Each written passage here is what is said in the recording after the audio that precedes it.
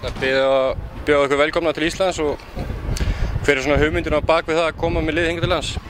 Ég vil bara byrja því að óska ykkur til hamingju með vefinn, stór glæsilegt framtak hjá okkur.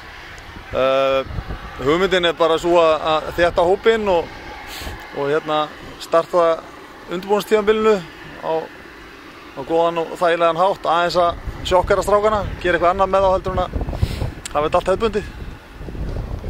Ok, hvað kemur þú til með að leggja áherslu á þessar 6 daga sem hefur verið hér við æfingar? Ja, það aðalega að koma þeim svona stað líkamlega og svo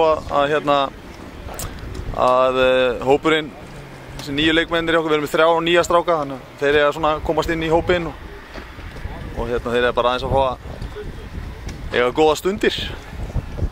Ok, svo snúum við okkur aðeins að komandi tímabili hjá Fuxi Berlin, 3 nýjir leikmenn, þar á norski landsliðsmaðurinn Børge Lund. Eigið einhvern séns á því að vinna deildina eða Kiel ósigrandi? Já, Kiel kannski ekki ósigrandi, en það held ég erfitt að taka titilin af þeim yfir heilt sísón. Það er ansi margt að ganga upp. Við sáum það fyrir 2 árum, þá lentu þeir í svona meiðslavandræðum. Þá kom Hamburg og stal sigrunum, en eins og máli standa núna þá eru þeir ansi sterkir en ég meina, miðað við töfluna síðustu 2 ár þá vorum við hérna einhvers staðar uppi og ásamt fleiri liðum, Flensburg og Rhein-Neckar og fleiri góð lið þarna, þannig að þeir eru langlíklegastir en maður lætur sig dreyma einhvern tíma. Hvað er svona plani hjá okkur með dvelja hérna á Íslandi? Ætlaði að fara að skoða eitthvað landið?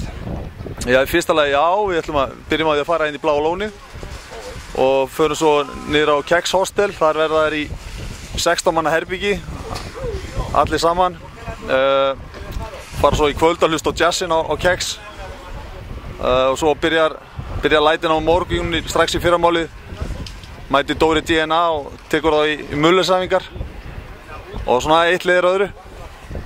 Takk fyrir og gangi ykkur vel. Takk fyrir það.